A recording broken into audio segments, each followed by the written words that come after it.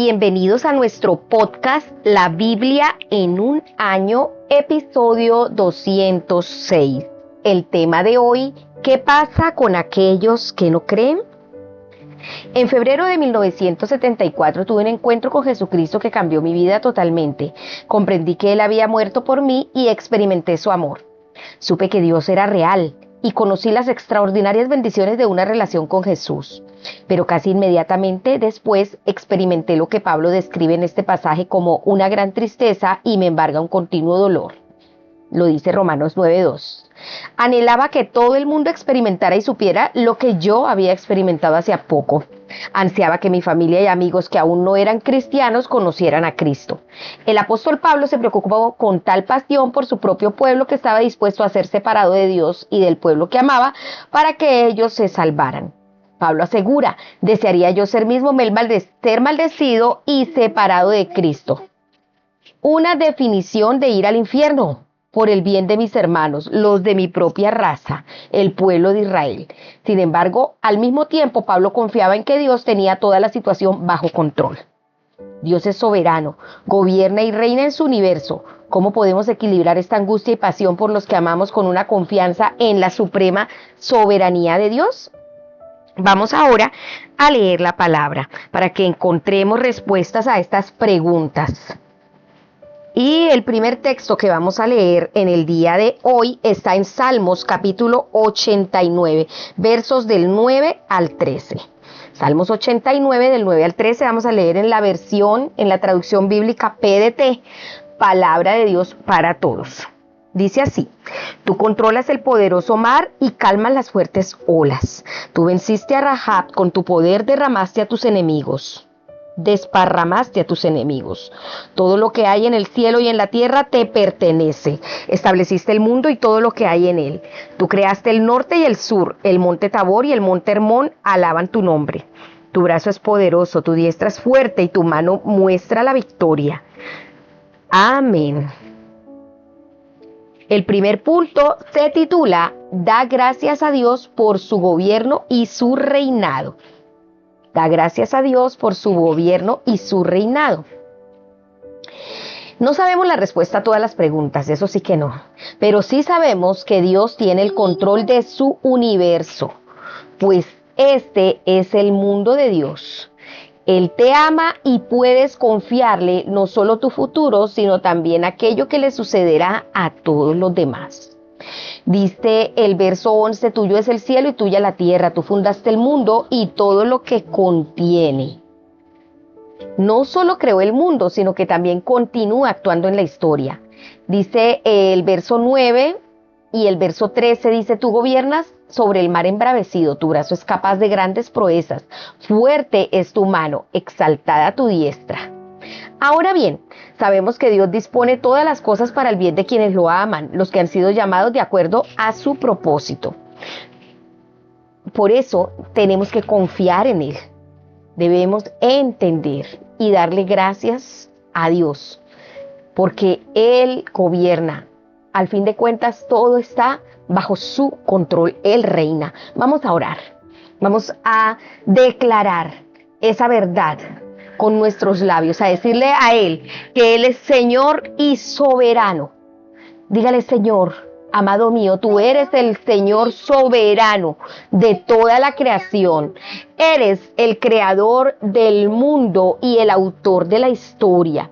Te doy gracias porque puedo confiar en que tienes el control último de todas las circunstancias de mi vida, de todas las circunstancias que me suceden, Señor. Estamos confiando en ti, en el nombre de Jesús. Amén. Ahora le invito a que abra su Biblia en Romanos capítulo 9. Vamos a leer desde el verso 1 hasta el verso 21. Dice así Romanos 9. Dios y el pueblo de Israel. Soy seguidor de Cristo. El Espíritu Santo guía mi conciencia y me dice que no estoy mintiendo. Digo la verdad. Tengo una gran tristeza y llevo siempre un gran dolor en el corazón. Espero que pueda ayudar a mis compatriotas que son mi propia raza. Incluso estaría dispuesto a recibir una maldición y correr el riesgo de ser separado de Cristo si eso sirviera para ayudarlos. Ellos son el pueblo de Israel, son los hijos de Dios, los hijos que Dios eligió. Les mostró su gloria cuando recibieron los pactos que hizo con su pueblo. Dios les dio la ley, la adoración en el templo y sus promesas. Sus antepasados son los patriarcas. De ellos desciende físicamente el Mesías, quien es Dios sobre todos. Bendito para siempre, así sea. Como dije, ellos me dan mucha tristeza, pero eso no quiere decir que la promesa que Dios les hizo haya fallado. Lo que pasa es que no todos los que son descendientes de Israel son el verdadero Israel, ni todos son verdaderos hijos de Abraham por ser sus descendientes, como Dios dijo. Tu descendencia será trazada solo a través de Isaac. O sea que no todos los descendientes físicos de Abraham son hijos de Dios. Son verdaderos hijos de Dios los que son de Dios de acuerdo con la promesa que Dios le hizo a Abraham. Cuando le prometió, el año que viene yo volveré a Sara y tendrá un hijo. Y eso no es todo. Rebeca también tendría hijos. Esos hijos fueron los hijos de nuestro antepasado Isaac. Antes del nacimiento de los niños, Dios le anunció a Rebeca: el hijo mayor va a ser siervo del menor. Lo dijo así para demostrar que era su plan. Dios eligió a ese niño para demostrar que Él elige a quien quiere y su elección no dependió de lo que los niños hubieran hecho. Entonces, ¿qué podemos decir en cuanto a esto? ¿Que Dios es injusto? Claro que no. Dios dijo a Moisés: tendré compasión y piedad de quien yo quiera. Así que Dios decide de quién va a tener compasión. Su decisión no depende de lo que la gente quiera o se afane por hacer. En la escritura Dios dice al faraón: te elevé al puesto del rey para demostrar mi poder en tu vida y para darme a conocer en toda la tierra. Entonces Dios tiene compasión de quien Él quiere tenerla y también es duro con quien Él quiere serlo. Así que si alguno me preguntara, si nadie puede resistirse a lo que Dios quiere, ¿por qué entonces Dios nos echa la culpa? Hombre, no salgas con esas. Solo eres un ser humano y no tienes derecho a pedirle cuentas a Dios. La olla de barro no le puede decir al que la hizo: ¿por qué me hiciste así? El alfarero tiene derecho a decidir qué quiere hacer con el barro y puede hacer del mismo barro un fino jarrón o una jarra ordinaria. Así es, Él es soberano y Él es el que decide. Segundo punto, vamos a ver entonces ahora la explicación, un poco de explicación de este texto que acabamos de leer. Y se titula: confía en su misericordia y compasión. Eso no es justo, es el clamor no solo de los niños, sino también de muchos adultos respecto a la fe cristiana. Después de haber llegado a la cumbre de la epístola al final del capítulo 8, Pablo vuelve a reflexionar sobre la raza de Israel en sus capítulos 9 al 11. Para él no era convertirse del judaísmo al cristianismo, más bien pensaba que convertirse en cristiano era parte del cumplimiento de ser un verdadero israelita y un verdadero hijo de Abraham. Para Pablo aquello era algo tremendamente personal. Llama a Israel mi propia raza, refiriéndose no a los cristianos sino a los judíos. Ellos eran su familia. También había crecido con ellos. Asegura que sufre una gran tristeza y embarga un continuo dolor. Algunos sugieren que después de que alguien se convierte en cristiano, no hay más tristeza en la vida. Pero para Pablo, con aquel gran gozo, también vino una gran tristeza y dolor. Es una extraña paradoja. Puedes sentir también ese gran dolor por miembros de tu familia o amigos que parecen estar fuera del reino. O puedes sentirlo cuando la gente rechaza a Jesús. Pablo se preocupó tanto por la salvación de aquellos que estaban dispuestos no solo a morir por ellos, sino también a ser maldecido, separado de Cristo, lo cual era lo que más aterrorizaba a Pablo. Moisés se expresó en oración similar cuando oró por el pueblo que había pecado contra Dios. Dijo: yo te ruego que les perdones su pecado, pero si no vas a perdonarlos, bórrame del libro que has escrito. Eso lo vimos en Éxodo 32:32. Dios no aceptaría ni el ofrecimiento ni el sacrificio de Moisés, ni tampoco el de Pablo, porque sus vidas no podían expiar los pecados del pueblo. Solo la vida del único sin pecado, Jesús, podía expiarlos. Jesús estuvo dispuesto a ser maldecido y separado por nosotros. No solo estuvo dispuesto, pues su sacrificio fue aceptado y fue eficaz. No hay nada que podamos añadirle. Sin embargo, para sorpresa y tristeza de Pablo, se da cuenta de que la mayoría de su propio pueblo ha rechazado aquel don extraordinario de redención y perdón. Dios les ha ofrecido, y también a nosotros, todo, y sin embargo pueden optar por rechazarlo. Es triste, de verdad. De verdad, es muy triste ver cómo la gente rechaza a Cristo. Lo que aún es más triste para Pablo es que son el pueblo elegido de Dios. El Señor en su soberanía había escogido al pueblo de Israel. De ellos son la adopción como hijos, la gloria divina, los pactos, la ley, el privilegio de adorar a Dios y el de contar sus promesas. De ellos son los patriarcas, y de ellos, según la naturaleza humana, nació Cristo, quien es Dios sobre todas las cosas. Alabado sea el Señor para siempre. Con aquel antecedente, Pablo se enfrenta a la pregunta candente que tuvo que atormentarlo durante su ministerio. ¿La promesa de Dios falló? La respuesta es no, no lo hizo. ¿Cuál es entonces la explicación? Su primera respuesta fue decir, en efecto, ¿te has dado cuenta de que Dios nunca hizo promesas a todos los descendientes de Abraham? Luego presenta dos ilustraciones, una de Isaac en comparación con su hermano y la otra de Jacob comparado con Esaú, versículos 10-13. En ambos casos, la promesa fue dada a uno de ellos y no al otro. ¿Eso es justo? ¿Acaso Dios es injusto? Su respuesta es que si alguien dice que Dios es injusto, es porque no conoce a Dios. La doctrina de la elección está basada en la misericordia de Dios. Él dijo, tendré misericordia de quien yo quiera y mostraré compasión con quien yo quiera. Por lo tanto, es Dios quien decide tener misericordia. No depende de nuestro deseo ni de nuestro esfuerzo. Las palabras misericordia y compasión aparecen 4 veces aquí, en estos textos que acabamos de leer. Puedes confiar en Dios sobre tu futuro y el de aquellos a quienes amas. Él tiene el control último en su responsabilidad soberana. La Biblia no va más allá en responder preguntas. No habla de la gran compasión de Dios y de su justicia. Nos habla de la gran compasión de Dios y de su justicia, Nos enseña tanto a elegir como a tener libre albedrío. Sí, Señor. El libre albedrío significa que somos responsables de nuestras propias elecciones. Tenemos la libertad de escoger. Por eso debemos tener mucho cuidado de las decisiones que tomamos. Muy a menudo la verdad en la Biblia no se encuentra en un extremo ni en otro, ni tampoco en el medio, sino en ambos extremos a la vez. Esto no es un misterio que la Biblia nos resuelva. Hay algunas cosas sobre las cuales tenemos que concluir como el salmista. Semejante conocimiento es demasiado maravilloso para mí. Es tan elevado que no puedo entenderlo. Salmo 139:6. Necesitamos aferrarnos a las verdades de la elección y del libre albedrío al mismo tiempo. Sí, Señor, necesitamos entender que somos libres para elegir, para decidir, pero que también nuestras elecciones marcan nuestro futuro o nuestro destino. Vamos a orar. Amado Señor, yo quiero darte gracias por ser amoroso y misericordioso, lento para la ira y grande en misericordia y en piedad. Gracias por haber muerto por nosotros en la cruz.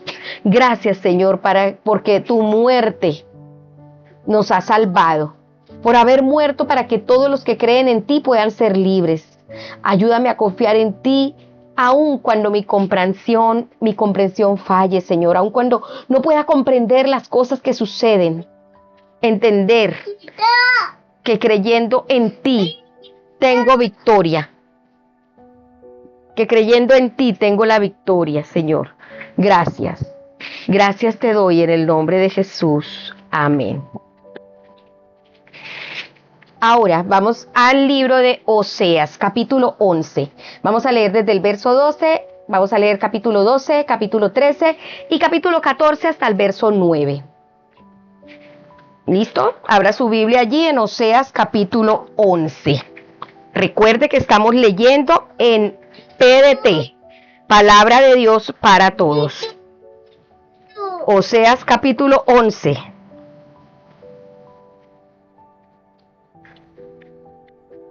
versos 12, desde el verso 12. ¿Listo? Dice así: Efraín me rodeó de engaños, Israel se rebeló contra mí, pero Judá aún está con Dios y aún es fiel con los santos. Capítulo 12. El Señor está en contra de Israel. Efraín malgasta su tiempo. Persigue el viento todo el día, cada vez miente más y roba más. Ha hecho pactos con Asiria y envía su aceite a Egipto. El Señor tiene algo en contra de Judá. Castigará a Jacob como merece y le pagará según sus obras. Desde que estaba en el vientre de su mamá, Jacob empezó a engañar a su hermano. Siendo adulto, se enfrentó a Dios, luchó con un ángel y le ganó. Lloró y le pidió un favor. Encontró a Dios en Betel y le habló. Su nombre es Yahweh, y tú vuelve a tu Dios.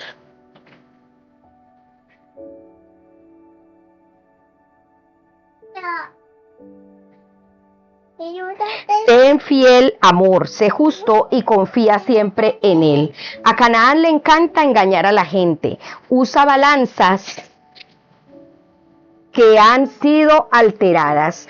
Efraín dijo: soy rico. He encontrado un tesoro. Nadie se enterará de mis crímenes. Nadie conocerá mis pecados. Pero yo he sido el Señor. Desde que vivías en Egipto, haré que vivas en carpas en el desierto, como en la época de la carpa sagrada. Les hablé a los profetas y muchas veces les di a conocer mi voluntad por medio de visiones. Por medio de los profetas conté historias para enseñar mis lecciones a la gente. Pero la gente de Galaad ha pecado. En Gilgal son mucho peor. Sacrifican toros y construyen muchísimos altares.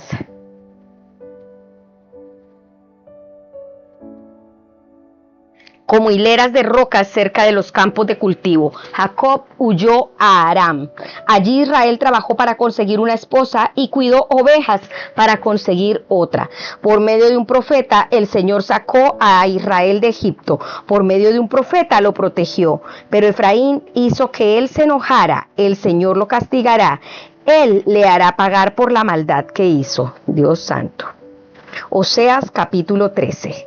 Israel se arruinó a sí mismo. Efraín se hizo a sí mismo muy importante en Israel. Cuando hablaba todos temblaban de miedo. Pero Efraín pecó adorando a Baal y por eso murió. Ahora continúan pecando y fabrican ídolos. Construyen las mejores imágenes que pueden hacer. Son trabajos hechos por los mejores artesanos. Les hablan a esas estatuas y besan a esos becerros. Pero por eso serán como nubes del amanecer y como rocío que desaparece rápidamente. Serán como paja que arrastra el viento a los lugares donde se trilla el grano, como humo que sale de una chimenea y desaparece. Yo he sido el Señor tu Dios desde que vivías en Egipto. No conociste a otro Dios que no fuera yo. Yo era el único Salvador. Te conocí en el desierto, en esa tierra seca. Mientras los guié y los alimenté, tuvieron mucho que comer, pero se volvieron arrogantes y se olvidaron de mí. Así que seré como un león con ellos, seré como un leopardo en el camino a Siria. Los atacaré como un oso enfurecido y destrozaré su pecho. Los devoraré como un león, los destrozaré como un animal salvaje destroza su presa. Israel, te destruiré, porque te pusiste en contra mía, te pusiste en contra de quien te ayudó. ¿Dónde está tu rey? ¿Podrás salvar todas tus ciudades? ¿Dónde están los jueces que pediste cuando dijiste, dame un rey y unos líderes? Yo te di un rey cuando estabas enojado y te lo quité cuando estaba lleno de ira. Efraín trató de ocultar sus culpas. Creyó que sus pecados eran un secreto, pero recibirá su castigo. Le llegarán dolores como los que siente una mujer que da luz. Él no será un niño sabio. Cuando le llegue la hora de nacer, no sobrevivirá. los libertaré del sepulcro, los rescataré de la muerte. Muerte, ¿dónde está tu plaga? Sepulcro, ¿dónde está tu poder? No veo razón para lamentarse. Efraín es el más rico entre todos sus hermanos, pero vendrá un viento del oriente, el aliento del Señor soplará desde el desierto. Los manantiales y fuentes de Efraín se secarán. El viento se llevará todos sus tesoros y sus objetos preciosos. Samaria es culpable por haberse rebelado contra su Dios. Serán pasados a cuchillo, sus hijos serán estrellados contra el suelo y sus mujeres embarazadas serán destripadas. Hay que volver al Señor, capítulo 14. Israel, regresa al Señor tu Dios. Israel, regresa al Señor tu Dios. Tu pecado te ha hecho caer. Piensen bien cómo se disculparán ante el Señor. Díganle, perdona todos nuestros pecados y recuerda solo lo bueno que hemos hecho. Si lo haces, te ofreceremos palabras de alabanza y agradecimiento. Asiria no nos salvará. No montaremos nuestros caballos para ir a buscar ayuda en Asiria. No volveremos a decirle a lo que hicimos con nuestras manos, tú eres nuestro Dios, porque tú eres quien compadece al huérfano. Los perdonaré por haberme abandonado, les dice el Señor. Les daré el regalo de mi amor. Mi furia contra ellos ha desaparecido. Seré para Israel como el rocío. Él florecerá como un lirio, crecerá como los cedros del Líbano. Sus raíces se extenderán por todos lados para obtener alimento y se volverá tan bello como un olivo. Tendrá el aroma de los bosques del Líbano. Los que vivían bajo su sombra regresarán y crecerán como el grano. Darán fruto como la viña. Israel será recordado en el mundo como el vino del Líbano. Efraín, ya no tendré que preocuparme por los ídolos. Yo soy quien te ha respondido. Yo soy quien te protegerá. Soy como un árbol de ciprés siempre verde. Tu fruto viene de mí. Consejo final. Quien sea sabio entenderá estas cosas. Quien tenga capacidad para entender aprenderá esto. Los caminos del Señor son correctos. Los justos seguirán, pero los perversos tropezarán en ellos. Oh Dios, qué tremendo el juicio del Señor. Pero aquí en este texto vemos cómo se entrelaza la ira de Dios, que nada más y nada menos viene de su amor y misericordia por nosotros, porque a Él le duele que su pueblo, a quien ha salvado, a quien ha protegido, empiecen a adorar otros dioses con D minúscula, ídolos hechos por sus propias manos. Y por eso el tercer punto se titula Deja el pecado y vuélvete a Dios. El amor de Dios por ti es incondicional. No nos ama por lo que merezcamos o hayamos ganado. Él nos ama sin límites. Quiere sanar nuestra infidelidad. El amor incondicional de Dios tiene el poder de perdonar nuestros pecados, sanar nuestras heridas y reparar nuestros corazones rotos. Como indica la versión Biblia amplificada, Dios nos llama a apartarnos del pecado y a volver a su amor. Por tanto, vuelvan a su Dios, manténganse firmes en el amor y en la misericordia, en la rectitud y en la justicia, y esperen a su Dios con expectación. Esto es lo que resume el mensaje de Oseas. Dios llama a su pueblo al arrepentimiento y promete: yo corregiré su rebeldía y los amaré de pura gracia, sí Señor, y los haré florecer, tu fruto procede de mí. Los pecados de Israel no eran muy diferentes a los pecados del siglo XXI. Por ejemplo, había fraude en la ciudad. La gente se comporta como astutos comerciantes que venden con balanzas fraudulentas. Les encanta estafar. Efraín dice: la gente buscaba seguridad en sus finanzas. Y Efraín dice con jactancia: ¿cómo me he enriquecido? He amasado una gran fortuna en todas mis ganancias. No encontrarán que haya pecado en algo. Cuando Dios bendice, nos sentimos satisfechos. Cuando estamos satisfechos, nos enorgullecemos. Y luego nos olvidamos de Dios. Vemos este ciclo en nuestra nación y en nuestras propias vidas. Allí dice: les di de comer, quedaron saciados. Y una vez satisfechos, se volvieron arrogantes y se olvidaron de mí. Por favor, no nos olvidemos del Señor cuando nos bendiga. No nos volvamos arrogantes. A pesar de sus pecados, Dios les prometió redención. ¿Habré de rescatarlos del poder del sepulcro? ¿Los redimiré de la muerte? ¿Dónde están, oh muerte, tus plagas? ¿Dónde está, oh sepulcro, tu destrucción?